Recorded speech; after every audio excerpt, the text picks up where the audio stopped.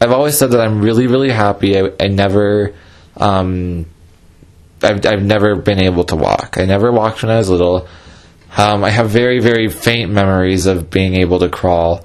So it's never been stuff that I've missed. Like, I've never missed being able to play sports or being able to do things. I've just always adapted, and I don't know if that... I don't know where I kind of came up with that attitude, I guess, but it just... I never felt disabled growing up. I never felt like I wasn't like all my other friends, because I didn't grow up with a lot of disabled people in my life. I grew up with a lot of very normal, able-bodied people, and just kind of integrated myself into that.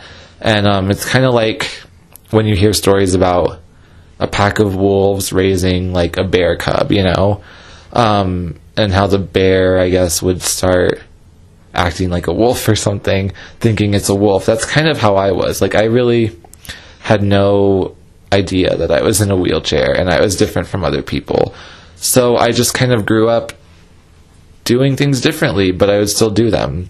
I can't really be mad that I'm in a wheelchair because my life doesn't suck. My life is different from other people, but everyone has things about them that are different. And I think that mine, you know, my differences are just more obvious to people at a first glance. I think there's a lot of people out there who have... Disability is everywhere. Like, so many people have disabilities. It's just a matter of whether or not that disability is physical and that disability is easy to identify right away.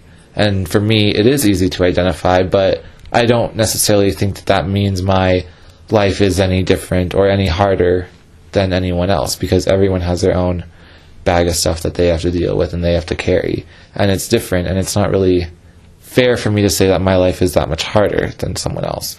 You know, because sure, someone else might be able to go run and play basketball, but, you know, they might have lost both their parents in an accident.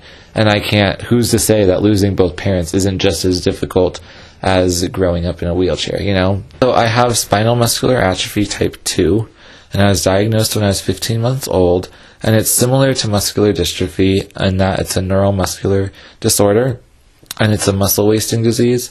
So basically my nerves don't communicate to my muscles, so that nerves die off, so the muscles can't grow because they're not getting stimulated.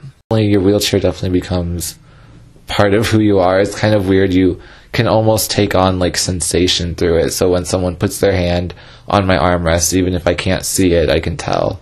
When someone touches the back of my wheelchair, I can feel it. Some people in high school thought that I wouldn't be able to tell if they would like jump on the back and try to hitch a ride to class. And it's just kind of funny because of course I'm going to be able to tell when there's a kid trying to jump on the back of my wheelchair. But they do become part of you, but it takes a long time to get comfortable in a wheelchair. Probably the most difficult part is having to ask for almost every single thing. You get no privacy. I don't have privacy other than my cell phone. The only time that I am able to really have privacy is through text message, because that's stuff that other people don't see. But people, you know, I have to ask for everything. So when I need to use the restroom, someone's going to know that I'm using the restroom. When I need to do anything, really, I have to have someone there. So it kind of, that's the hardest part, is not really having the ability to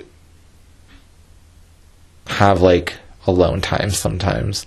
My goal is to be independent and be able to live as much of a normal quote unquote normal life that I can.